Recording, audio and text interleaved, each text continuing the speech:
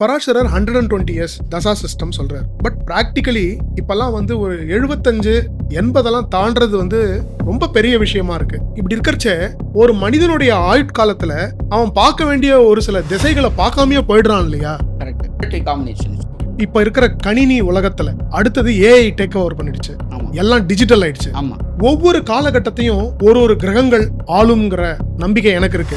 இப்போ Rahu take over பண்ணிட்டாருன்னு நீங்க feel பண்றீங்களா? டெக்னாலஜி காலத்திற்கு உரிய கிரகம் யார் கையில இருக்கு, எந்த கிரகம் காரணம் சொன்னா ராகு தான். இப்போ இந்த ராகுவை எப்பப்பெல்லாம் சனி பாக்குறாரோ கோச்சாரத்துல, யாருக்கு இந்த காம்பினேஷன்ல பிளானட்ஸ் இருக்கோ அவங்க எல்லாம் கொஞ்சம் ஜாக்கிரதையா இருக்கணும் சார். அதெல்லாம் ஜாக்கிரதையா இருக்கணும். அவரெல்லாம் ராகு சனி சேர்க்கைலாம் இருந்தது அப்படின்னு சொன்னா அவங்க நீங்க முதல்ல கண்டுபிடிக்கவே முடியாது. அவங்க என்ன தப்பு பண்றாங்கன்னே தெரியாது. இந்தியாவுடைய ஹாரோஸ்கோப் அனலைஸ் பண்ணணும்னா இண்டிபெண்டன்ஸ் டேவை வச்சு பார்க்கணுமா, இல்ல ராமருடைய தம்பி பரதர் அவருடைய ஹாரோஸ்கோப்பை வச்சு பார்க்கணுமா, இல்ல ரிபப்ளிக் டேவை வச்சு பார்க்கணுமா, எப்படி பார்க்கணும்? ஓகே, நல்ல கேள்வி தான் இது.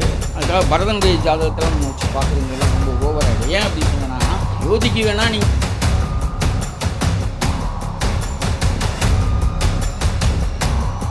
எனக்கு ரொம்ப நாளா ஒரு டவுட் இருக்கு. ஏரோப்ளேன் கிராஷ், ட்ரெயின் ஆக்சிடென்ட்ஸ், ஒரு பஸ் ஆக்சிடென்ட் ஆகுது. ஒரே ஷாட்ல 200 பேர் செத்து போயிடுறாங்க. ஒரு போயிங் விமானம் வெடிச்சு. ஒரு ட்ரெயின் ஆக்சிடென்ட்ல 2 கம்பார்ட்மெண்ட் தீப்பிரிச்சு எரியுது. அதுல ஒரு 100 பேர் இறந்து போயிடுறாங்க. இல்ல ஒரு 800 பேருக்கு காயம் அடைகிறாங்க. ஒரு பஸ் விபத்துல பஸ் எரிஞ்சிடுது, 30 பேர் செத்து போயிடுறாங்க. இப்ப இந்த 30 பேருக்கும் ஒரே டைம்ல பிறந்திருப்பாங்களா? வாய்ப்பில்லை. ஒரே இடத்துல பிறந்திருப்பாங்களா? வாய்ப்பில்லை. ஓரளவுக்கு வாய்ப்பு இருக்கு. ஏன்னா ஒரு இடத்துல இருந்து ஆரிஜின் வச்சு அவங்களோட லக்ன புள்ளி எல்லாம் வேற வேற இருக்கும். 12 ராசியும் வேற வேற இருக்கும். 12 ராசிகள். அப்ப எப்படி அஸ்ட்ராலஜி இதுக்கு ஆன்சர் சொல்லுது? ஓகே, ஒரு இன்ட்ரெஸ்டிங்கான கொஸ்டின் இது. பட் இதை வந்து நீங்க ஒன் சைடு பார்க்கும்போது ஒரு ஹைப்போதெட்டிக்கல் மாதிரி தெரியும். ஆனா கிடையாது. உள்ள ஒரு லாஜிக் இருக்கு. லக்னாதிபதியோட தசா ஒருத்தனுக்கு லக்னாதிபதி நல்லா இருந்து சின்ன வயசுலயே வந்துட்டுனா அவன் எப்படி ஃபியூச்சர்ல ஜெயிப்பான்? 20 வயசுக்குள்ள லக்னாதிபதி தசா முடிஞ்சு போடுறது. அவன் பேலன்ஸ் இருக்கிற டைம்ல அவனால ஜெயிக்க முடியுமா? இல்ல, அதாவது லக்னாதிபதி ஒரு மனுஷனுக்கு நல்லது செய்யக்கூடியவர், நல்லது செய்ய வேண்டிய போர்ட்ஃபோலியோ அவருக்கு தான் இருக்கு ஒரு ஜாதகத்துல. அதுல ஒன்றும் டவுட் இல்லை. அது இருக்கிற வரைக்கும் அந்த தசா நடக்கும்போது அவன் நல்லா இருப்பான். நல்லா இருந்துச்சுன்னா நல்லா இருப்பான். Right, okay. இதோட ஃபாலோ அப் கொஸ்டின் என்னன்னா, இந்த பரிகாராஸ்லாம் பண்ணி அவங்களுக்கு நிவர்த்தி ஆகி அவங்களோட லைஃப்ல அந்த பீரியடை எஃபெக்டிவா கிராஸ் பண்ணவங்களை நீங்க பார்த்துருக்கீங்க? இல்லை, இந்த பரிகாரம் அப்படிங்கிறது முதல்லையே அதை கிளியராக சொல்லிடணும். எல்லாருக்கும் பரிகாரம் நடக்காது. எல்லாரும் பரிகாரம் செய்ய மாட்டாங்க. இந்த கிளாஸ் எல்லாமே உள்ள சேர்ந்தது தான் ஒரு ஹோல் ஏரியா. ஸோ யாருக்கு முதல்ல பரிகாரம் பழிக்கும், யார் சொன்னா கேட்பான், யார் சொன்னா கேட்க மாட்டான் அப்படிங்கிறது.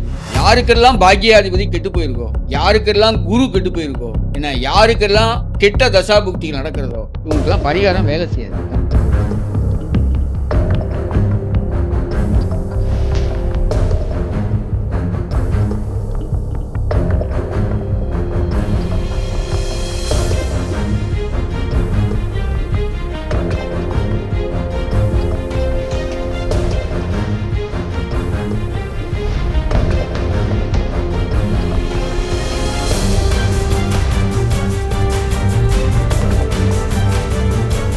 குமார் சார், அடுத்தது எனக்கு ஒரு முக்கியமான கேள்வி இந்த பிபிஹெச்எஸ்ல இருக்கு. பராசரர் 120 இயர்ஸ் தசா சிஸ்டம் சொல்றாரு. பட் பிராக்டிகலி இப்பெல்லாம் வந்து ஒரு 75 80 தாண்டறது வந்து ரொம்ப பெரிய விஷயமா இருக்கு. இப்படி இருக்கறச்ச ஒரு மனிதனுடைய ஆயுட்காலத்துல அவன் பார்க்க வேண்டிய ஒரு சில திசைகளை பார்க்காமயே போயிடுறான் இல்லையா? கரெக்ட். ஸோ இதை நீங்க எப்படி பாக்குறீங்க? இல்லை, ஒரு நல்ல கேள்வி தான். 120 இயர்ஸ் அப்படிங்கிறத நீங்கள் விம்சோத்ரி பேஸில் எடுக்கிறீங்கன்னு நினைக்கிறேன். அது வந்து 80 இயர்ஸுங்கிறது ஆவரேஜ் வேர்ல்டு ஆவரேஜ் ஏஜுங்கிறது 80. இந்தியா, ஆமாம், சுவிட்சர்லாந்து, ஜப்பான் இதெல்லாம் 87 இயர்ஸ் வரைக்கும் போயிருக்கு. நம்ம இந்தியா வந்து 80%, 80 இயர்ஸில் அந்த ஆவரேஜில் இருக்காங்க. நீங்கள் வந்து இது விம்சோத்ரி தசா பேசிஸில் நீங்கள் இதை சொல்கிறீங்க. பட் இதுலேயே நிறைய டைப் ஆஃப் கண்டிஷனல் தசாஸ்ன்னு ஒன்று இருக்குது. நம்ம அதெல்லாம் கன்சிடர் பண்ணலைன்னா இந்த மாதிரி தான் நம்ம தப்பாக புரிஞ்சுக்க வேண்டிய சூழ்நிலை இருக்குது இந்த இடத்துல. ஏன்னு சொன்னால் அஷ்டோத்திரி தசா அப்படின்னு சொல்கிறது 108 வருஷம். யோகினி தசான்னு சொல்லக்கூடியது 36 வருஷம் தான். யோகினி தசா 3 சைக்கிள் வரும். நமக்கு விம்சோத்ரி தசா ஒரு சைக்கிள் தான் வரும். 120 இயர்ஸுங்கிறது. நீங்கள் யோகினி தசா எடுத்துட்டிங்கன்னா 36 வருஷம் 3 சைக்கிள் வரும். ஸோ 108 இயர்ஸ் அப்படிங்கிறது அது கம்ப்ளீட் ஆகும் அந்த இடத்துல. ஸோ அதே மாதிரி இப்போ த்விசப்ததி சமதசா அப்படின்னு சொல்லி ஒரு சிஸ்டம் இருக்குது. அதில் பார்த்தீங்கன்னு சொன்னால் 60 இயர்ஸ் தான். 72 இயர்ஸுக்கு ஒரு தசா சிஸ்டம் இருக்கு. இப்படி கண்டிஷனல் தசாஸ் அப்படின்னு சொல்லக்கூடியது பராசரி மகரிஷி சொல்லக்கூடிய அந்த பிபிஹெச்எஸ் சிஸ்டம்ல நிறைய இருக்கு. நம்ம என்ன பண்றோம் தமிழ்நாட்டுல, நார்த்ல அப்படின்னு சொன்னா இந்த விம்சோத்ரியை தான் ஜென்ரலா யூஸ் பண்றோம். இந்த விம்சோத்ரி தசா சிஸ்டம் அப்படிங்கிறது என்னுடைய பாயிண்ட் ஆஃப் வியூல பாத்தீங்கன்னு சொன்னா 50% தான் ஒர்க் அவுட் ஆகும். 50% ஒர்க் அவுட் ஆகாது. ஏன் அப்படி சொன்னா விம்சோத்ரியிலேயே 3 டைப் ஆஃப் ஸ்பெஷல் விம்சோத்ரி இருக்கு. ஓகே. ஃபர்ஸ்ட் நம்ம எல்லாரும் யூஸ் பண்ணக்கூடிய ஜென்ம விம்சோத்ரி 50% ஒர்க் அவுட் ஆகும். அதுக்கப்புறம் வந்து உற்பன்ன விம்சோத்ரி அப்படின்னு ஒன்று இருக்கு, க்ஷேம விம்சோத்ரி அப்படின்னு ஒன்று இருக்கு, ஆதன விம்சோத்ரின்னு ஒன்று இருக்கு. இதுக்கெல்லாம் டெக்ஸ்ட் வந்து உங்களுக்கு ஜாதக பாரிஜாதா வந்து ஒரு ஃபைன் எக்ஸாம்பிள். வைத்தியநாத தீக்ஷிதர் அதை பற்றி சொல்லியிருக்காரு நமக்கு. பராசரர் மகர்ஷி சொல்லலை, வைத்தியநாத தீக்ஷிதர் தன்னுடைய ஜாதக பாரிஜாதால சொல்றார். 4 டைப்ஸ் ஆஃப் கேவல விம்சோத்ரின்னு ஒன்று எக்ஸ்ட்ரா சொல்றாரு. ஓகே. ஸோ அது வந்து கம்பைண்டா ஜெய்மினியோட சேர்த்து சொல்றாரு வைத்தியநாத தீக்ஷிதர். ராசி சந்திரன் இருக்கக்கூடிய ராசிநாதன் சுபபதி யாருக்கு ஆத்மகாரகனோ அவங்க வந்து கேவல விம்சோத்ரி அப்படின்னு சொல்றாரு. அந்த ஸ்டார்லேருந்து நீங்க கால்குலேட் பண்ணணும் தசாபுக்திய அப்படின்னு சொல்றாரு. ஸோ விம்சோத்ரிலேயே நிறைய டைப்ஸ் ஆஃப் விம்சோத்ரி அப்படிங்கிறது இருக்கு. நமக்கு ஜென்ரல் விம்சோத்ரியை தான் யூஸ் பண்ணிட்டு இருக்கோம். ஜென்ரல் விம்சோத்ரிங்கிறது யாருக்கெல்லாம் அப்ளிகபிள் அப்படின்னு சொன்னா ஒருத்தருடைய லக்னத்திற்கு கேந்திரத்திலேயோ திரிகோணத்திலேயோ சந்திரன் இருந்தால் மட்டுமே அவங்களுக்கு ஜென்ம விம்சோத்ரி.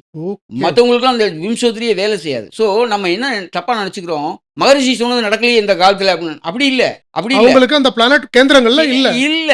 ஸோ அவங்களுக்கு அப்ளிகபிள் இந்த எந்த விம்சோத்ரி தசா சிஸ்டம் ஏன் 120 இயர்ஸ்க்கு வேலை செய்யலை அப்படின்னு சொன்னா, இப்போ பார்த்தீங்கன்னா அஷ்டோத்திரி தசை அப்படின்னு சொன்னா 108 வயசு வரைக்கும் இருப்பாங்க, உயிரோட இருப்பாங்கிறது ஓவரால். பட் அவங்களுடைய பாடி கண்டிஷன் ஒன்று இருக்கு. நமக்கு நல்லா இருக்கும், ஒரு 40 வயசு 50 வயசு நல்லா இருக்கும், டயபெட்டிஸ் வந்துடுது, இல்லை நமக்கு வந்து பிளட் ப்ரெஷர் வந்துடுது, இல்லை லிவர் சிரோசிஸ் வந்துடுறது, இல்லை கிட்னி ப்ராப்ளம் வந்துடுது, ஏதோ ஒரு ஸ்பேர் பார்ட்ஸ் வந்து கொஞ்சம் ப்ராப்ளம் பண்ணிடுதுன்னு வைங்களேன். அந்த ஒரு ப்ராப்ளம் என்ன ஆயிடும், நம்மளுடைய 108 வயசு ஆயுள் அப்படிங்கிறத குறைக்க தானே செய்யும். 50 வயசுல ஒருத்தருக்கு வரலாம், 30 வயசுலேயே ஒருத்தருக்கு ஹார்ட் அட்டாக் வந்து போயிடலாம், 70 வயசு வரலாம், 100 வயசை தாண்டி இருக்கக்கூடியவங்களும் இருக்காங்க. ஜப்பான்லாம் பார்க்கலாம், ஜப்பான்ல நிறைய பேர் இருக்காங்க, அவங்களுக்குலாம் எந்த வியாதியுமே இல்லை, எந்த வியாதியும் கிடையாது. ஸோ இப்படி இருக்கிறதுக்கு என்ன காரணம்னா அவங்களுடைய ஜாதகம் அப்படிங்கிறத தவிர நம்ம வேற எதையுமே அந்த இடத்துல பண்ண முடியாது. ஏன்னா அது ப்ராக்டிகாலிட்டி அப்படிங்கிறது ரொம்ப முக்கியம். 100 வயசுக்காரங்களாம் ஜாதகம் பார்க்க வரணும், அவங்க ஜாதகத்தை முதல்ல ஜோசியர் பார்க்கணும், அதெல்லாம் இருக்குது கண்டிஷன். ஸோ 120ங்கிறது காமன். 100 ஆயுஷ் 100 அப்படின்னு நம்ம எல்லாரும் இங்கே ப்ளஸ் பண்ணுறோம். அதுக்காக எல்லாரும் ஆயுஷ் 100 வேணுமா? நான்லாம் என்னை கேட்டால் ஆயுஷ் 100லாம் வேண்டாம்ப்பா, பகவானே கிடைக்காம போகணும்னு தான் நினைக்கிறேன். ஸோ ஆயுஷ் 100ங்கிறது பனிஷ்மெண்ட். 8ஆம் பாவம் ரொம்ப வேலை செஞ்சிடக்கூடாது ஒரு ஜாதகத்துக்கு. 8ஆம் பாவங்கிறது ஆயுஷ் அதிகமாக கொடுத்துரும், சஃபரிங்ஸ் நிறைய கொடுத்துரும். 8ஆம் பாவம்னா சஃபரிங்ஸ். ஸோ ரெண்டுமே இருக்கிறது ஒரு மனுஷனுக்கு வரமா சாபமா, அது பர்டிகுலர் ஒருத்தருடைய இன்ட்ரெஸ்ட். எனக்கு 100 வயசு வாழணும்னு ஆசைப்படுறவங்க போய் ஐயோ இப்படி சொல்லாத, தப்புன்னு சொல்லக்கூடாது, எனக்கு வேண்டாம்ப்பா போதும்ப்பா இந்த ஜென்மாவே அப்படின்னு சொல்லுவோம். நம்ம என்ன இப்படி சாமியாதனமா பேசுறாருன்னு நினைக்கக்கூடாது. ரெண்டுக்குமே காரணம் இருக்கு, ரெண்டுக்குமே வாய்ப்பு இருக்கு, ரெண்டுமே நடக்கும். ஸோ அப்படிங்கிறதுனால 120 வருஷம் எல்லாரும் வாழணும் அப்படிங்கிற ஒரு சிஸ்டம்ல சொல்லியிருக்காங்க. பட் எல்லாருக்கும் அது அப்ளிகபிள் கிடையாது அக்கார்டிங் டு பிளானட்டரி காம்பினேஷன்ஸ்.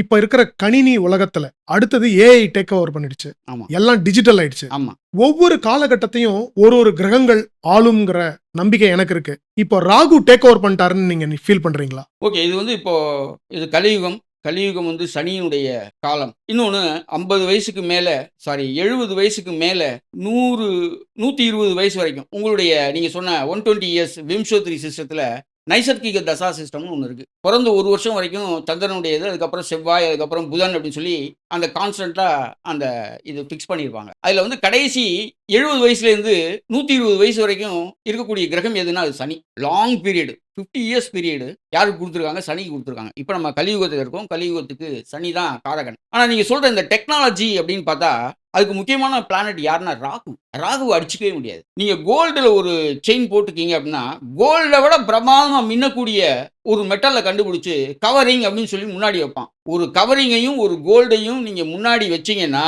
நீங்கள் கவரிங்கை தான் எடுப்பீங்க, கோல்டு எடுக்க மாட்டீங்க. அதுக்கு யார் காரணம் அப்படின்னு சொன்னால் ராகு. கோல்டு அப்படிங்கிறது பியூர் கோல்டு குரு, ஆர்னமெண்ட் அப்படின்னு வந்தா அது சுக்கிரன், கவரிங் அப்படின்னு வந்துட்டா ராகு. ஒருத்தரை ஏமாத்துறது, ஒருத்தரை சீட் பண்றது. எப்படி சீட் பண்றது? டெக்னிக்கலா சீட் பண்றது. அது ஏஐ தெரியணும். உங்களை மாதிரியே 100 ஆளை வச்சு இருந்தா போதும், அதை உங்களை மாற்றி இவர் தப்பு பண்ணாருன்னு சொல்லி உங்களை டிஃபேம் பண்ணுவாங்க. ஸோ அதுக்கான வாய்ப்புகளும் இருக்கு. அதுக்காக அந்த டெக்னாலஜி வேண்டாம்னு நான் சொல்ல வரல. பட் இந்த டெக்னிக்கல் தெரியக்கூடிய விஷயம் அப்படின்னு சொன்னா, அதுல ராகு எப்பவுமே இருக்கும். ஸோ இந்த டெக்னாலஜி காலத்திற்கு உரிய கிரகம் யார் கையில இருக்கு, எந்த கிரகம் காரணம்னு சொன்னா ராகு தான். இப்போ இந்த ராகுவை எப்பப்பெல்லாம் சனி பார்க்கறாரோ கோச்சாரத்துல, யாருக்கு இந்த காம்பினேஷன்ல பிளானட்ஸ் இருக்கோ அவங்க எல்லாம் கொஞ்சம் ஜாக்கிரதையா இருக்கணும்ல சார்? அதெல்லாம் ஜாக்கிரதையா இருக்க வேண்டாம். அவர்லாம் ராகு, சனி சேர்க்கைலாம் இருந்தது அப்படின்னு சொன்னா, அவங்கள நீங்க முதல்ல கண்டுபிடிக்கவே முடியாது. அவங்க என்ன தப்பு பண்றாங்கன்னே தெரியாது. ராகு பண்ற தப்பு வெளியிலேயே தெரியாது. இன்னொன்னு சாதாரண பிக் பாக்கெட்டுக்கு பெரிய தண்டனை கிடைக்கும். ஆனா பெரிய தப்பு பண்ணவனுக்கு ராஜமரியாதை கிடைக்கும். போலீஸ் ஸ்டேஷன்ல பிரியாணி வாங்கி கொடுப்பாங்க. இதெல்லாம் நான் இப்படி ரொம்ப சிம்பிளா புரியறதுக்காக சொல்றேன். அதுக்காக போலீஸ் ஸ்டேஷன்ல பிரியாணி அடி கிடைக்கும். டாய்லெட்ல வழுக்கி விட வேண்டியதான். நான் ஒரு உதாரணத்துக்காக சொல்றேன். பிக் பாக்கெட்டை போலீஸ்காரன் அடிப்பான். அர்ஷத் மேத்தாவை போலீஸ்காரன் அடிப்பானா? தொடமாட்டான். அதனால அதுக்கு உண்டான ரெஸ்பெக்ட் கிடைக்கும். அதனால இந்த பிரச்சனை அப்படிங்கிறது ராகு சனி சேர்க்கை இருக்குன்னு சொன்னா அவன் குறுக்கு வழியில தான் போவான். பணம் குறுக்கு வழியில தான் சம்பாதிப்பான். என்ன ரூல்ஸ் அண்ட் ரெகுலேஷன்ஸை வயலேட் பண்ணுவான். அவனுக்கு டிசிப்ளின் கிடையாது. அவன் சீட் பண்ணுவான். ஸோ இந்த நேச்சர் எல்லாமே அந்த பிளானட்டரி காம்பினேஷன்ஸ் உடைய நேச்சர். சனி எப்பவுமே டிசிப்ளினே கிடையாது. Indiscipline planet. Rahu cheating planet. இது ரெண்டும் சேர்ந்தா ஒரு மனுஷன் எப்படி இருப்பான்? Toxic combination. அவ்வளவுதான் சார். நம்ம ஒரு முக்கியமான கட்டத்தை எட்டியிருக்கோம் டிஸ்கஷன், அஸ்ட்ராலஜி டிஸ்கஷன்ல. மண்டேன் அஸ்ட்ராலஜிங்கிறது உங்களுக்கு நிறைய தெரியும். நீங்க நிறைய பேசியிருக்கீங்க, காணொலியில கூட நான் கேட்டிருக்கேன். இந்தியாவுடைய ஹாரோஸ்கோப் அனலைஸ் பண்ணணும்னா இண்டிபெண்டன்ஸ் டேவை வச்சு பார்க்கணுமா, இல்ல ராமருடைய தம்பி பரதர் அவருடைய ஹாரோஸ்கோப்பை வச்சு பார்க்கணுமா, இல்ல ரிபப்ளிக் டேவை வச்சு பார்க்கணுமா, எப்படி பார்க்கணும்? ஓகே, நல்ல கேள்வி தான் இது. அதுக்காக பரதனுடைய ஜாதகத்தெல்லாம் நம்ம வச்சு பார்க்குறதுங்கெல்லாம் ரொம்ப ஓவர் ஆகிடும். ஏன் அப்படின்னு சொன்னேன்னா, அயோத்திக்கு வேணா நீங்க அவருடைய சார்ட் ஸ்ரீராமச்சந்திரமூர்த்தியுடைய சார்ட்டை நம்ம கன்சிடர் பண்ணலாம். அன்னைக்கு இருந்த அவருடைய ஏரியா அப்படிங்கிறது எது தெரியாது நமக்கு. ராமச்சந்திரமூர்த்தி மிகச்சிறந்த உதாரண புருஷர். இந்தியாவில் இருக்கக்கூடிய ஒவ்வொரு புருஷனும் எப்படி இருக்கணும்னு சொல்லி கொடுத்தது ராமர் தான். ஐடென்டிக்கல் இதுல இதிகாசத்துல ஸ்ரீராமச்சந்திரமூர்த்திங்கிறவர் மிகப்பெரியவர். அவருடைய தம்பி அதை விட இலக்கணம். தம்பினா எப்படி இருக்கணும்னு இலக்கணமா இருந்தவர் பரதன். ரட்சையில வாங்கிட்டு போய் அதை வச்சு பூஜை பண்ணவர். அதனால அது ஒரு காலம். அது கலியுகம் இல்லை. அது ஃபர்ஸ்ட் ஆஃப் ஆல் நம்ம அதை தெரிஞ்சுக்கணும். அது கலியுகத்தில் நடக்கல. அதுக்கு முன்னாடி திரேதாயுகம் துவாபர யுகத்தில் நடந்த விஷயம் அது. அதனால அந்த கண்டிஷன்ஸ் இப்போ அப்ளிகபிள் ஆகாது. ஏன்னா நம்ம கலியுகத்தில் பலன் சொல்லிட்டு இருக்கோம். அதனால நம்ம அதை ரூல்ட் அவுட் லிஸ்ட்ல இருந்து அதை எடுத்துருவோம். ஓகே, சரியா? இப்போ அதை விட்டுட்டு நம்ம இன்னொரு ஆஸ்பெக்ட்ல கேட்டேன், இண்டிபெண்டன்ஸ் டே நம்ம கன்சிடர் பண்றதா, ரிபப்ளிக் டேயை கன்சிடர் பண்றதா? சிம்பிளா புரிஞ்சுக்கணும். நம்ம காம்ப்ளிகேட் பண்ணிக்கவே வேண்டாம். கொஞ்சம் சிம்பிளிஃபை பண்ணி பார்த்துருவோம். ஒரு குழந்தை பிறந்திருக்கு. அந்த குழந்தை பிறந்து அது ஃபர்ஸ்ட் பிரீத் எடுக்கிறத ஒரு டைமா நம்ம குறிச்சுக்கிறோம். அதோட நம்ம விட்டுறது இல்லை. அதுக்கு ஒரு பேர் வைக்கிறோம். அந்த குழந்தைக்கு ஒரு 11 நாள் கழிச்சு புண்ணியாஜனம்னு ஒன்று பண்றோம். அந்த நாளில் தான் அந்த குழந்தைக்கு பேர் வைக்கிறோம். அந்த குழந்தைக்கு ஆனா பெண்ணா அதுக்கான ட்ரெஸ்ஸை போட்டு அதுக்கான ஆபரணங்கள் பூட்டி, பொண்ணா இருந்தா கொலுசு, பையனா இருந்தா இந்த மாதிரி அதுக்குன்னு ஒரு சில ட்ரெஸ்ஸு அதுக்குன்னு உண்டான ஊர்லாம் இருக்கு. அதை ஃபாலோ பண்றோம் நம்ம 11th டே. இப்போ நீங்க பர்த்டேக்கு ஜாதகம் எழுதுவீங்களா, புண்ணியாஜனத்துக்கு ஜாதகம் எழுதுவீங்களா? பர்த்டேக்கு தான் எழுதணும். அதே தான், இண்டிபெண்டன்ஸ் டே தான் ஜாதகம். இண்டிபெண்டன்ஸ் டேங்கிறது பிரிட்டிஷ் கவர்மெண்ட், பிரிட்டிஷனுடைய இந்தியாவா இருந்தது இண்டிபெண்டன்ட் இந்தியாவா மாறுறது.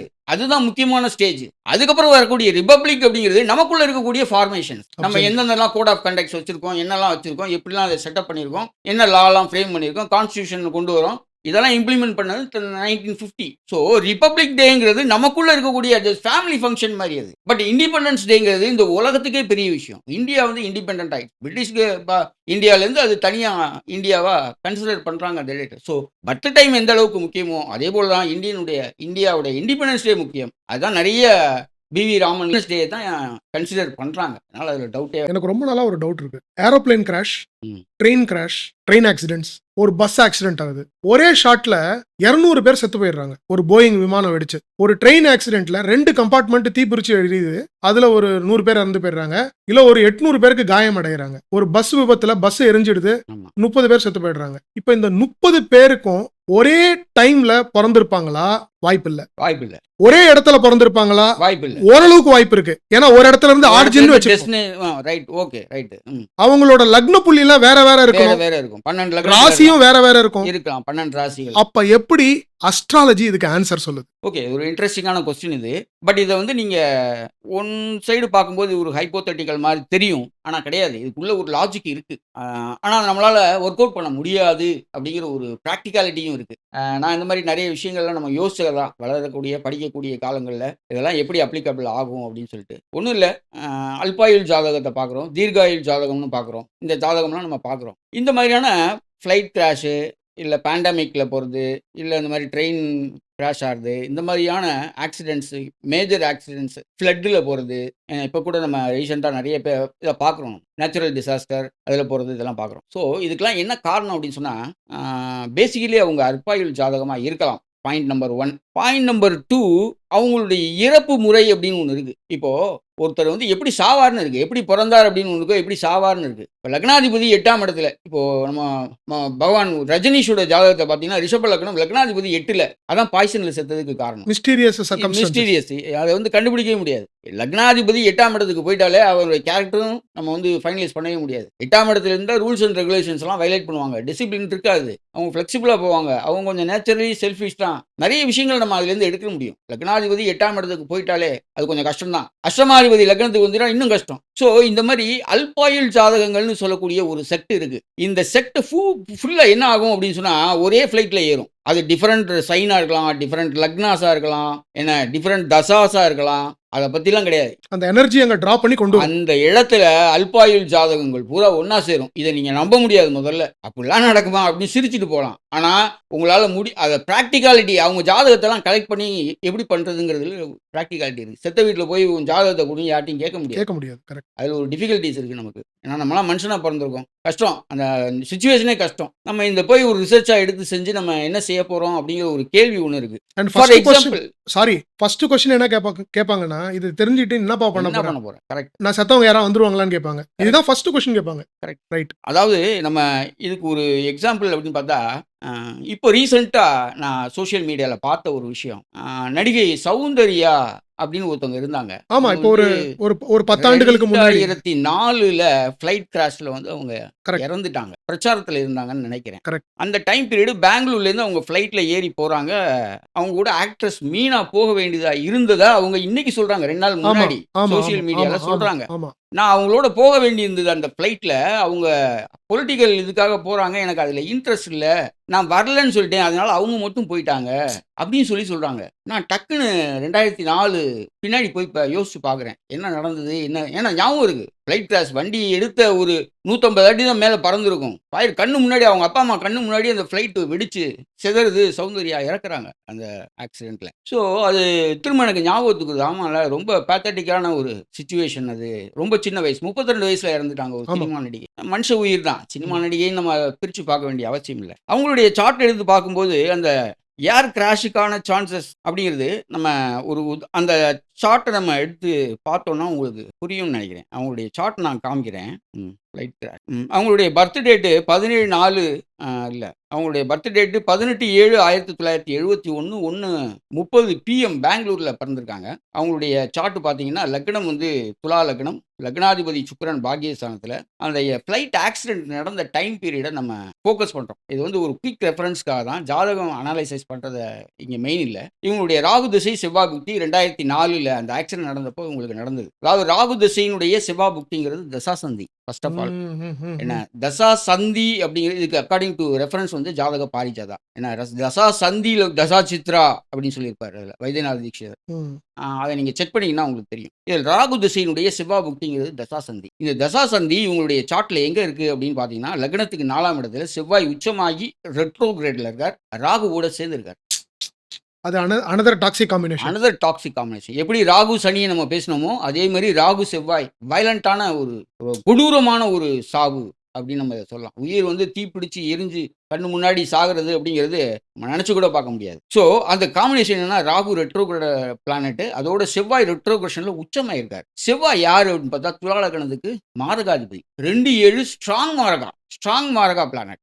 அந்த ஸ்ட்ராங் மாரகா பிளானட் எங்க இருக்கு அன்னைக்கு கரண்ட் கோச்சார்ல அப்படின்னு சொன்னா, துலா லக்னத்துக்கு 7ஆம் இடத்துல ராகு டிரான்சிட். 7ஆம் இடம் மாரகஸ்தானம். துலா லக்னத்துக்கு 7ல டிரான்சிட்ல ராகு, துலா லக்னத்துக்கு 8ல சுக்கிரன் செவ்வாய் சேர்க்கை. சோ நாட்டல் சார்ட்டும் சப்போர்ட் பண்ணல, டிரான்சிட்டும் சப்போர்ட் பண்ணல, தசா சந்தி வந்து அடிச்சிடுச்சு. இந்த 3 பாயிண்ட் ட்ரிகர் ஆயிடுச்சு. 3 பாயிண்ட் ட்ரிகர் ஆனதுனால அவங்க இறந்து. ஸோ இப்படிதான் ஒரு ஜாதகத்தை எனக்கு தெரிஞ்சு மகரிஷி பராசரர் சொல்லிக் கொடுத்த வழியில அணுகக்கூடிய முறை அப்படிங்கிற ஒரு விஷயத்தை நான் உங்களுக்கு இந்த இடத்துல சொல்லணும். சார் சாரி மன்னிக்கணும். இது எவ்வளவு காம்ப்ளிகேட்டடான சப்ஜெக்ட்னு சொல்றேன் சார். ரஜினிகாந்த் வந்து ஒரு படத்துல சொல்லுவாரு, கேட்டிருப்பீங்க நீங்க கூட, சாவர நாள் தெரிஞ்சிட்டா வாழற நாள் நல்லா இருக்காதுன்னு. யாரும் உட்காந்து நம்ம என்னைக்கு சாக போறோம்னு பார்க்க மாட்டாங்க. சோ இது இந்த சிஸ்டம் தெரிஞ்சா கூட nobody will take interest to see it because nobody wants to lose peace of mind. யாரும் தன்னுடைய மன நிம்மதியை போக்கிக்கணும்னு நினைக்க மாட்டாங்க. இருக்கிற வரைக்கும் இருப்போம், பகவானோட அருள்ல இருப்போம்னு நினைப்பாங்க. ஒண்ணு. ரெண்டாவது, நீங்க சொன்னது ரொம்ப அற்புதமான பாயிண்ட். யாரும் இந்த மாதிரி டேட்டாவை கொடுக்க மாட்டாங்க. நம்மளா ஆராய்ஞ்சு எப்படியோ எடுத்தா அந்த மாதிரி நீங்க இந்த சார்ட்ல நான் எடுத்து பிரில்லியன்ட் ஒர்க் கை தட்டுறேன்னா எக்ஸலென்ட் பாயிண்ட் சார். இந்த 3 பாயிண்ட் சொன்னீங்களே சூப்பர் பாயிண்ட். ஸோ நம்ம இன்னொரு மேஜர் கிராஷ் அப்படின்னு பார்த்தா நம்ம மலேசியன் ஃப்ளைட் 370 MH370 சொல்லிட்டு ஒரு மலேசியன் ஏர்லைன்ஸ் ஆமா குலாலம்பூர் டு பீஜிங் போனது. அந்த ஃப்ளைட் இன்ன வரைக்கும் கண்டுபிடிக்க முடியல. இன்ன வரைக்கும் அதனுடைய மிஸ்டரி சார், மிஸ்டரி. இது வந்து அந்த டெப்ரிஸ் தான் கண்டுபிடிச்சிருக்காங்க. அங்க ஒண்ணு கிடைச்சது, இங்க ஒண்ணு கிடைச்சுங்கிறாங்க. ஒரு மனுஷனுடைய ஒரு இது கிடைக்கல, ஒரு பிளாக் பாக்ஸ் கிடைக்கல, ஒண்ணுமே கிடைக்கல சார். அது கூட ஒரு ஹைப்போதெட்டிக்கல் அசம்ஷன் தான் சார். அசம்ஷன் தான், கரெக்ட். ஏன்னா இந்த ஒரு ஜியோ பாயிண்ட்ல இருக்கிறதுக்கு இதுதான் சான்ஸ் இருக்குன்றத கண்டுபிடிச்சிருக்காங்க. அதான் இந்தியன் ஓஷன்ல எங்கேயோ ஒன்று விழுந்திருக்கு அப்படிங்கிறது மட்டும்தான் தெரியுது ஒழிய அதனுடைய ஃபீட்பேக் அவங்களுக்கு இன்னும் இது கூட டிக்ளேர் பண்ணலன்னு நினைக்கிறேன். ஆமா, அது பெண்டிங்கே இருக்கு. இன்னும் இன்டர்நேஷனல் இதுல வந்து ஒரு கான்ஃபிளிக்டா அது ஓடிட்டு இருக்கு. கரெக்ட். ஸோ இன்னைக்கு அந்த மாதிரியான ஃபிளைட் கிராஷுக்கான சிச்சுவேஷன்ஸையும் நம்ம இந்த இடத்துல நம்ம ரொம்ப கவனிச்சு பார்க்க வேண்டியிருக்கு. அந்த ஃபிளைட் கிராஷ் நடந்த டேட் வந்து 8 மார்ச் 2014 அந்த கிராஷ் நடந்தது. 8:19 AM 8:19 AM குலாலம்பூர் டேட்ல அந்த டிரான்சிட்டை கவனிச்சிங்கன்னா உங்களுக்கு தெரியும். அந்த வண்டி கிளம்புன ஃப்ளைட்டு கிளம்புன டைம் வந்து 8:19 லக்னம் வந்து மீன லக்னம். சரியா? லக்னாதிபதி இதுல வந்து முக்கியமான விஷயம், இந்த ஏர் கிராஷ் அப்படின்னு சொன்னா அதுல காற்று ராசிகள் சம்பந்தப்பட்டிருக்கணும். ஏரி பிளானட் அப்படிங்கிறது சம்பந்தப்பட்டிருக்கணும். ராகு, சனி, சந்திரன் இதெல்லாம் சம்பந்தப்பட்டிருந்தாதான் இந்த ஆக்சிடென்ட். இதுல செவ்வாய் சம்பந்தப்பட்டா கோர மரணத்தைக்கான வாய்ப்புகள். இது எல்லாமே house placement and planetary combinations அப்படின்னு சொல்ற அந்த பர்முடேஷன்ங்கிறது இதுதான். ஸோ இதை பேஸ் பண்ணி நீங்களே நான் உங்களுக்கு ஸ்க்ரீனில் கொடுக்குறேன், அதை கொஞ்சம் செக் பண்ணி பாருங்க. அந்த 8/3/2014 8:19 AM குலாலம்பூருக்கு போடும்போது அந்த லக்னம் வந்து உங்களுக்கு மீன லக்னமாக வருது. லக்னாதிபதி குரு எங்க இருக்காருன்னு பாருங்க. கரெக்டா ராகுவுடைய நட்சத்திரத்தில் இருக்காரு, திருவாதிரை நட்சத்திரத்தில் இருக்காரு. ட்ரிகர் ஆயிடுச்சு. ஒன்று பாயிண்ட் நம்பர் 1. பாயிண்ட் நம்பர் 2, அந்த லக்னத்துக்கு 8ஆம் இடத்துல 3 பிளானட் இருக்கு. 1 சனி, 2வது செவ்வாய், 3வது ராகு. 3மே எக்ஸாக்ட்டா காம்பினேஷன் அகைன் எக்ஸலண்டா மேட்ச் ஆகுது. இதெல்லாம் நம்ம அனலைஸ் பண்ணும்போது தான் நமக்கு ஒரு பெரிய ஷாக்கிங். இது வந்து எப்படி இதெல்லாம் வந்து யார் சொல்லி கொடுக்க முடியும்? இதெல்லாம் யார் கண்டுபிடிக்கும்? அதுக்காக நம்ம ஃப்ளைட் எடுக்கும்போது ஜோசியர் இந்த டைம்ல ஃப்ளைட் எடுக்கலாமான்னு கேட்க மாட்டாங்க. நான் அதுக்கு சொல்ல வரல, நான் அதுக்காக இதை மென்ஷன் பண்ண விரும்பல சார், மன்னிக்கணும். ஆனா இப்போ நீங்க சொல்ற இந்த இதுல அதே டைம்ல அந்த மலேசியால வெவ்வேறு ஏரியால இருந்து இல்ல ஏசியால கூட அதே டைம்ல அடுத்து வரப்போற அந்த சூரிய உதயாதி நாழிகையில இருந்து பார்க்கும்போது இந்த காம்பினேஷன்ல போயிருக்கலாம் இல்லையா? ஃபிளைட் போயிருக்கலாம், பட் அவளுக்கு நடக்கல. போயிருக்கலாம். இதில் நான் என்ன பாயிண்ட் எடுக்கிறேன்னு சொன்னா, இந்த டைம் அப்படிங்கிறது ரொம்ப முக்கியம். சரியா? இதுக்கு அடுத்து நிறைய பாசிபிலிட்டிஸ் இருக்கு, அதை நம்மளால எடுக்க முடியாது. இந்த டைம் நமக்கு நெட்ல போட்டிருக்கான். 8:19 ஃபிளைட்டுக்கு ஏறிச்சு, 38 நிமிஷத்துல வந்து கட் ஆயிடுச்சு. சரியா? இது நமக்கு ஆத்தென்டிக்கா கிடைக்கக்கூடிய இன்ஃபர்மேஷன். ஆனா அந்த பைலட்டுடைய ஜாதகம் கிடைக்குமா? நமக்கு கிடைக்காது. அந்த டிராவல் பண்ண பேசஞ்சர்ஸோடைய ஜாதகம் கிடைக்குமா? கிடைக்காது. ஸோ நமக்கு என்ன இன்ஃபர்மேஷன் கிடைக்கிறதோ அதை அஸ்ட்ராலஜிக்கலி ப்ரூவ் பண்றதுக்கு நம்ம எந்த அளவுக்கு யூஸ் பண்ண முடியுங்கிறதுக்கு பேஸ் பண்ணி தான் நான் இந்த சார்ட் எடுக்கிறேன். உங்களுடைய கொஸ்டின் ரைட், பட் ப்ராக்டிகாலிட்டி அது ரொம்ப கஷ்டம். எந்தெந்த ஃப்ளைட் போச்சு, எத்தனை 100 ஃப்ளைட் பறந்துருக்கலாம் அதே டைம்ல, ஒரு ஃப்ளைட் மாட்டிடுச்சு, இதையும் பெருசா எடுக்கிறீங்க? கிடையாது. 274 உயிர். இது லாட்டிடியூட் ரொம்ப முக்கியம். லாட்டிடியூட் லாங்கிடியூட் முக்கியம். நம்ம அதை பத்தி தான் நம்ம அப்படி பார்க்கும்போது தான் நமக்கு மீன லக்னம் வருது. எல்லாமே மீன லக்னமா இருக்கணும்னு சான்ஸ் இல்லையே. இன்னொரு 2 மணி நேரம் கழிச்சு இந்தியால மீன லக்னம் ஸ்டார்ட் ஆயிடும்ல. 2 மணி நேரம் கழிச்சு ஒரு ஸ்டார்ட் ஆகிறதுக்கு வாய்ப்பு இருக்கு. அந்த டைம்ல அங்க சொல்ற நீங்க 8:19 மாதிரி இங்க 8:19ல ஏதோ ஒரு ஃளைட் ஸ்டார்ட் ஆயிருக்கு சார். அந்த 2 மணி நேரத்துக்கு முன்னாடி ஸ்டார்ட் ஆகிறதுக்கு முன்னாடி இந்த மூவ்மெண்ட் இருக்கு. பிளானட் வந்து ஸ்டாட்டிக்கா இருக்காது, அதனுடைய மூவ்மெண்ட்ஸ் அப்படின்னு இருக்கு. Yes I agree. ஏன்னா இது எப்படி மூவ் ஆகுமோ அதுவும் கொஞ்சம் மூவ் ஆகும். சிம்பிளா புரிஞ்சுங்க. ஒரு நமக்கு எல்லாமே தெரியும், சின்ன வயசுல வச்சு விளையாடி இருப்போம். Kaleidoscope, simple thing. Planetary combination பெர்முடேஷன்ங்கிறது கலைடாஸ்கோப்பை கண்ணில் வச்சு அப்படியே உள்ள வளையல், சின்ன சின்ன பீஸ் ஆஃப் வளையல் இருக்கும். அதை லைட்டாக திருப்பணும்னு சொன்னால் ஒரு ஷேடு கிடைக்கும். அதை இன்னும் கொஞ்சம் திருப்பினீங்கன்னா ஷேடு வேற மாதிரி மாறிடும். நீங்க லைட்டா தான் திருப்பி இருப்பீங்க. அதோட டிசைன் வந்து வேற மாரியா மாறிடும். ஸோ அதே மாரி தான் இந்த ஜாதகம் அப்படிங்கிறது. பெர்முடேஷன் காம்பினேஷன்ங்கிறது இப்போ ஒரு மாரியா இருக்கு. லைட்டா ஒரு 5 நிமிஷத்துல இப்படி திருப்பினீங்கன்னா, அதனுடைய காம்பினேஷனுடைய எஃபெக்ட்டே வேற. அடிஷனலா நம்ம நெறைய விஷயங்கள போட்டு பார்க்கணும். முடியாது நம்மளால. But you come to the closest sir. I truly appreciate your work.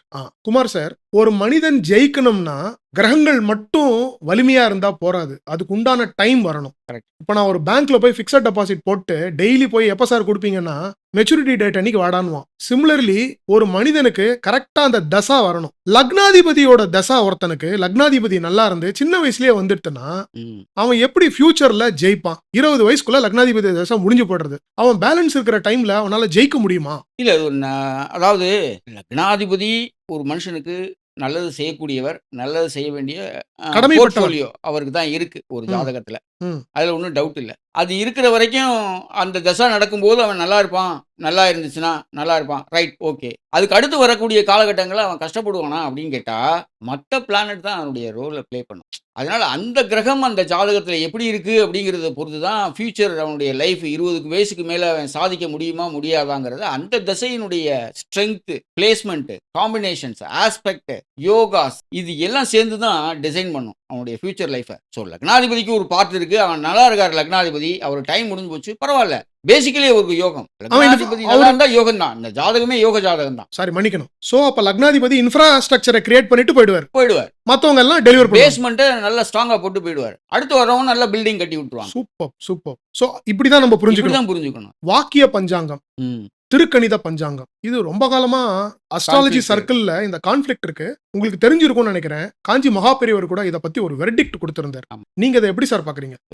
நான் ரொம்ப பெரிய ஒப்பீனியன் சொல்றதுக்கு இல்லை இந்த விஷயத்தை பத்தி பேசணும்னா சேலம் ஜோசியர் திரு நரநாராயணன் இருக்காருன்னா, அவர் வந்து ஸ்ரீனிவாசன் பஞ்சாங்கத்தை எழுதிட்டு அதை வெளியிட்டு வரார். அவர் திருப்பதி தேவஸ்தானத்துக்கு ஆஸ்தான ஜோசியராக இருக்கார், பஞ்சாங்க கணிதராக இருக்கார். அதனால இது ரிலேட்டடான விஷயங்கள் தமிழ்நாட்டில் என்ன அப்படின்னு சொன்னா, நான் பார்த்த வரைக்கும் என்னோட ஆஸ்பெக்ட்ல நான் வந்து திருக்கணிதம் தான் ஃபாலோ பண்ணேன். வாக்கியம் தெரியாது அப்படின்னா தெரியாதுன்னு இல்லை. எனக்கு வாக்கிய கணிதத்திலையும் ஜாதகம் கொடுத்துருவேன், திருக்கணிதத்திலையும் போட்டுருவேன். மக்கள் எதை விரும்புகிறாங்களோ அதை செய்கிறது தான் ஒரு ஜோசியருடைய வேலை. அந்த அளவில் நான் அதை வந்து ரெண்டையுமே ஹேண்டில் பண்ணி தான் இருக்கேன். பட் என்னுடைய பர்சனல், என்னுடைய ஒப்பீனியன் அப்படின்னு பார்த்தா திருக்கணிதம் அப்படிங்கிறது ரொம்ப ரொம்ப முக்கியமானது. அது ரொம்ப சுத்தமானதும் கூட. வெரி அக்யூரேட்டாக இருக்கக்கூடிய விஷயம். அதான் சுத்தம்னு சொல்கிறேன். ஸோ அதனால் நம்ம வந்து திருக்கணிதத்தை தான் ஃபாலோ பண்ணுறேன். அதுலேயும் அயனாம்சம் அப்படின்னு சொன்னால் அது ஒரு முக்கியமான காம்ப்ளிகேஷன் அதில் இருக்கிறது. அயனாம்சம் 47 டைப் ஆஃப் அயனாம்சம் இருக்குது திருக்கணிதத்தில். எது கரெக்டான அயனாம்சம் பகவானுக்கு தான் தெரியும். நான் ஃபாலோ பண்ணுறது என்சி லகரி அயனாம்சம். ஸோ மோஸ்ட் ப்ராபப்ளி எல்லா ஜோசியர்களும் யூஸ் பண்ணுறாங்க அப்படின்னு சொன்னால் என்சி லகரி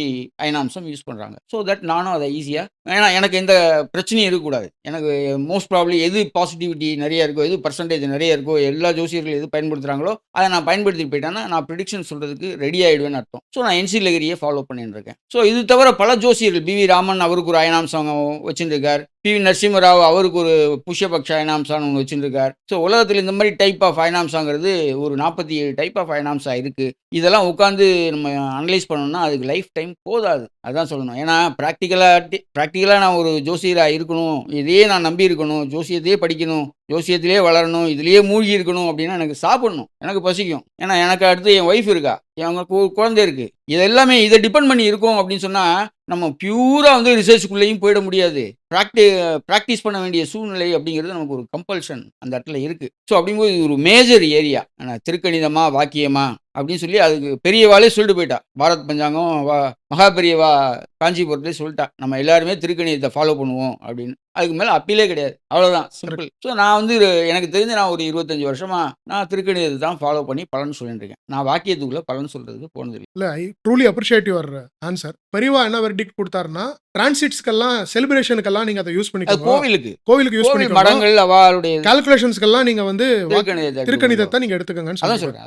அதாவது கோவில்களில் அது ஆர்த்தடாக்ஸ், அதை நம்ம கை வைக்க கூடாது முதல்ல. அதுதான் கோயில் இந்த விசேஷங்கள், இந்த கோயிலில் இந்த அனுஷ்டானங்கள், இந்த திதி, இந்த நட்சத்திரம் அப்படின்னு சொல்லி அவளுக்குன்னு ஒரு சிஸ்டம் வச்சிருப்பா. அதான் அவள் கண்டினியூ பண்ணிட்டு போறா. அதை டிஸ்டர்ப் பண்ண வேண்டிய. பட் இண்டிவிஜுவலுக்கு நம்ம ஜாதகம் போட்டு கணிதம் பலன் சொல்றோம் அப்படின்னு சொல்லும்போது நமக்கு திருக்கணிதம்ங்கிறது அக்யூரேட்டா டிகிரி மினிட்ல வரும். உங்களுக்கு வாக்கியம் வந்து 3 டிகிரி 20 மினிட்ஸ் தான் மினிமம். கரெக்ட். பட் இங்க ஈச் அண்ட் எவ்ரி டிகிரி நமக்கு வந்து ரொம்ப முக்கியம். இங்க அப்சல்யூட்லி. ஸோ இந்த டிஃபரன்ஸ் அப்படிங்கிறத நம்ம டாலரேட் பண்ணி தான் போக போக வேண்டியது. வேண்டியிருக்கு. கரெக்ட். நீங்க வந்து அஸ்ட்ராலஜிய வந்து ஸ்பிரிச்சுவல் பெர்ஸ்பெக்டிவா பார்க்குறீங்களா? இல்ல பிலோசாபிக்கல் பெர்ஸ்பெக்டிவா பார்க்குறீங்களா? இல்ல சூப்பர். அஸ்ட்ராலஜிக்கல் பெர்ஸ்பெக்டிவாவே பார்க்குறீங்களா? எதுக்கு இத கேட்கிறேன்னு சொல்லிடுறேன். நெறைய ஜோதிடர்கள் பரிகாரம் சொல்றாங்க. ஜோதிடர்கள் மெயினா வந்து பலன் சொல்லணும். பரிகாரங்கள் சொல்றாங்க. ஸோ பரிகாரம்னு ஒரு விஷயம் கொண்டு வரும்போது, மித்தாலஜிய கொண்டு வரும்போது, அது பிலோசாபிக்கல் பெர்ஸ்பெக்டிவ் ஆயிடுது, ஸ்பிரிச்சுவல் பெர்ஸ்பெக்டிவ் ஆயிடுது. ஸோ நீங்க இத எப்படி பார்க்குறீங்க சார்? Very good sir. அதாவது ஒரு ஒரு ஒரு ஒரு விஷயத்துக்கு பல ஆங்கிள் இருக்கு. உங்களுக்கு இந்த கேமரா நேரா பார்க்குற ஆங்கிள் வேற, அந்த கேமரா பார்க்குற ஆங்கிள் வேற.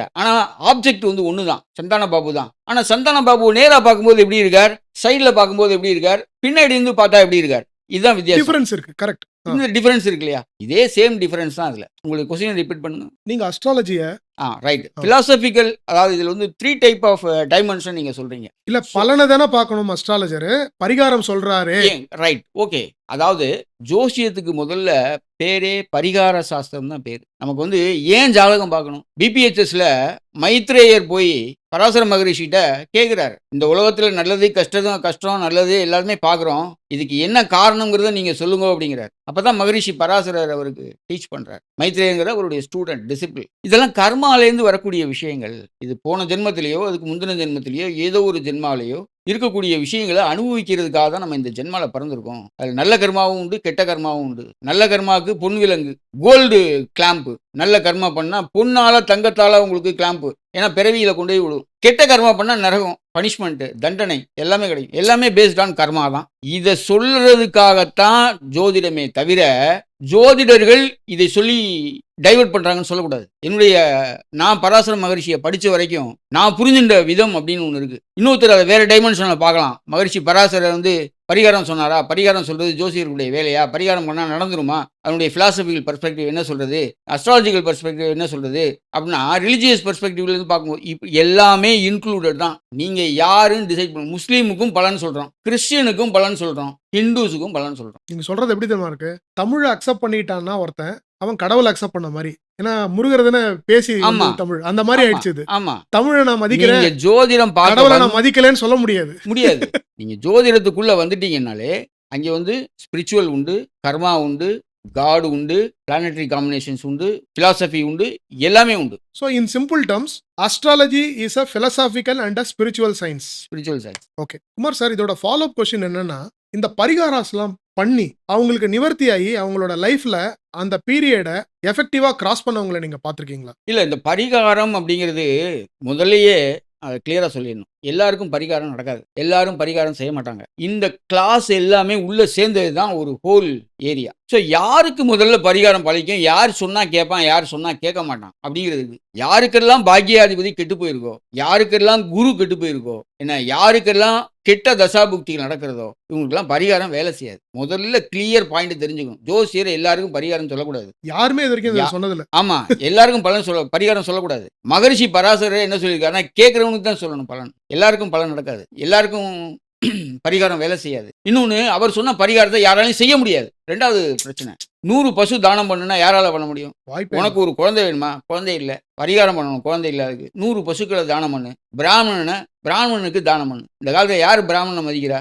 தமிழ்நாட்டில் பிராமணனா அவன் வந்து பகுத்தறிவு பேச ஆரம்பிச்சிடறாங்க. என்ன சாஸ்திரத்துல என்ன சொல்லியிருக்கோ அதை செஞ்சுப்பார். அவர் என்ன சொல்றார்? உனக்கு குழந்தை வேணுமா? உன் சொத்தை பூரா கொடுத்துடுறாங்கிறார். நீ தெருவுக்கு வா, கடவுள் உனக்கு இறக்கப்பட்டு ஒரு குழந்தையை கொடுப்பான். அவர் சொல்ல வர்ற அந்த மேட்டர், அந்த சாரத்தை புரிஞ்சுக்கணும். 100 பசு தானம் பண்ண மகரிஷி அப்படின்னு நம்ம நினைக்கக்கூடாது. அவர் ஏன் அந்த வார்த்தையை எந்த பேச, உன்கிட்ட இருக்கிற பணத்தை பூரா விட்டுரு, உனக்கு ஒரு குழந்தை கிடைக்குங்கிறார். அதை புரிஞ்சுக்கணும் நம்ம. ஸோ பரிகாரங்கள் எல்லாராலையும் செய்ய முடியாது. ஃபர்ஸ்ட் ஆஃப் ஆல் பரிகாரம் எல்லாருக்கும் வேலை செய்யாது. ஒரு சிலருக்கு தான் வேலை செய்யும். அது ஃபெய்த் இருக்கணும், ஸ்ரத்தை இருக்கணும். அவங்களுக்கு தான் பரிகாரம் வேலை செய்யும். இல்லைன்னா ப்ரிடிக்ஷன்ஸ் தான் வேலை செய்யும். ஒரு கெட்ட நேரத்தில் ஒரு பரிகாரம் செய்கிறோம், கண்டிப்பாக அது வேலை செய்யாது. ஆனால் எப்போ ஒரு டைம் அது வேலை செய்யும். அது எப்போன்னு தெரியாது. ஏன்னா நம்மளுடைய ஹோல் டைம் எவ்வளவுன்னு தெரியாது ஜென்மாக்கள். ஏன்னா இந்த ஜென்மாவில் நம்ம ஒரு நல்லதை அனுபவிக்கிறோம், இங்கே உட்காந்து பேசிட்டு இருக்கோம்னா, போன ஜென்மாவில் நான் வந்து ஏதோ நல்லது பண்ணியிருக்கேன், அதனால இங்கே உட்காந்து நான் வந்து பேசுகிறேன், நீங்கள் கேட்குறீங்க. ஆனால் இன்னொரு சமயத்தில் நான் வெளியில் போய் கஷ்டப்படுவேன், வேற எதுக்காவது கஷ்டப்படுவேன். அதுக்கு என்ன காரணம்? நான் எப்போ யாருக்கோ ஒரு கஷ்டம் பண்ணியிருக்கேன், அதனுடைய இம்பாக்டையும் நான் இந்த ஜென்மாவில் தான் அனுபவிக்க வேண்டியது ஃபிக்ஸ் ஆகிருக்கு நமக்கு. ஸோ ரெண்டையுமே நான் சைமல்டேனியஸாக அனுபவிச்சு தான் ஆகணும். இதை கிராஸ் பண்ண முடியாது. பட் இந்த பரிகாரம் அப்படிங்கிறது என்ன செய்யும் அப்படின்னு சொன்னால், நம்மளை மென்டலி ப்ரிப்பேர் பண்ணணும். நம்ம இந்த மாதிரியான இது நடந்திருக்கு. இந்த டைம் பீரியட நம்ம கிராஸ் பண்ணி வந்துட்டோம் அப்படின்னு சொன்னா, நமக்கு அடுத்து ஒரு நல்ல பீரியட் இருக்கு. அப்படிங்கிறத நமக்கு ஒரு மனதைரியத்த குடுக்கும். ஸோ இன்னைக்கு அதாவது சிம்பிள் ஃபார் எக்ஸாம்பிள் ஒரு கிரகத்துடைய வக்ரம் அப்படிங்கிறது ரொம்ப முக்கியமான விஷயமா நான் பார்க்குறேன். நான் நார்த் இந்தியன் அஸ்ட்ராலஜர்ஸ் பெரிய பெரிய ஜோசியர்கள்லாம் சொல்லியிருக்காங்க. ஒரு கிரகம் வக்ரம் அடைஞ்சா, அதுவும் சுக்கிரன் வக்ரம் அடைஞ்சா, அவங்களுக்கு family relationship, husband and wife relationship நல்லா இருக்காது. சரி, அப்ப என்ன செய்யணும்? நான் என்ன சொல்றது இப்போ? இந்த மாரி ஒரு ஜாதகம் வந்திருக்கு. எனக்கு ஒருத்தர் கல்யாணமே ஆகல. இல்ல கல்யாணம் ஆகி டைவர்ஸ் ஆகப் போறது. சுக்கிரன் வக்ரம் ஆயிருக்கார். 6ஆம் இடத்துல இருக்கார். தசாபுக்தி நடக்கிறது. நான் என்ன பரிகாரம் பண்ணேன்? சிம்பிளா சொன்னேன். உங்க ஒய்ஃப்ட்ட சரண்டர் ஆயிடு. உன்ட்ட இருக்கிற ஈகோவ உன் ஒய்ஃப்ட்ட போய் காட்டாத. உன் லைஃப் சஸ்டெயின் ஆகும். இல்லன்னா நீ கோர்ட்டுக்கு போவ, அசிங்கப்படுவ, அவமானப்படுவ, அந்த ரிலேஷன்ஷிப்ப சஸ்டெயின் பண்றதுக்கு நீ எஃபர்ட் போடுவ. ஒண்ணுமே நடக்காது. Practical and logical solution. Practical and logical. ஏன்னா நீ போன ஜென்மத்துல தப்பு பண்ணியிருக்க. தட் இஸ் இந்த இந்த ஜென்ம காம்பினேஷன் வந்திருக்கு. அதான் இங்க உனக்கு பிரச்சனை இங்க இடிக்கிறது. அப்ப நீ இத எப்படி ரெக்டிஃபை பண்ணணும்னா, உன் ஒய்ஃப்க்கு நீ சர்வீஸ் பண்ணு. கால் பிடிச்சு விடு உன் ஒய்ஃப்க்கு. உன் ஒய்ஃப்க்கு கால் அமுக்கி விடு. பெட்ரூம்ல நடக்கிறது யாருக்கு தெரிய போறது? நீ ஏன் வெளியில சொல்ற அத? கரெக்ட். ஸோ புரியுதா? இந்த அண்டர்ஸ்டாண்ட் சர்வீஸ் அப்படிங்கிறது இதுதான். உங்களுக்கு கர்மா ரிட்டர்ன்ஸ் அப்படிங்கிறதுல எந்த விதமான டவுட் இல்ல. பட் உனக்கு இந்த லைஃப் டைம்ல அது ஃபிக்ஸ் ஆயிருக்கு. அப்போ நீ உன்னுடைய ஆட்டிட்யூட் சேஞ்ச் பண்ணிக்கோ. அப்போ சுக்கிரன் வக்ரம் ஆயிருந்தா ரிலேஷன்ஷிப் அப்படிதான் இருக்கும். ஒய்ஃப்ட்ட ஈகோக்க பார்க்காத. ஒய்ஃப்க்கு சர்வீஸ் பண்ணு. ஃபுல் அண்ட் ஃபுல் அவள்ட்ட ஃபெயிலியர் ஆயிடு. நீ எப்போ உன் ஒய்ஃப்ட்ட தோக்குறியோ, நீ வாழ்க்கையில ஜெயிச்சிடுவ. நல்லா ஸோ இருக்கு. இதான் பரிகாரம். நல்லா இருக்கு சொல்யூஷன். நிறைய பேர் ஃபாலோ பண்ணுவாங்கன்னு நினைக்கிறேன்.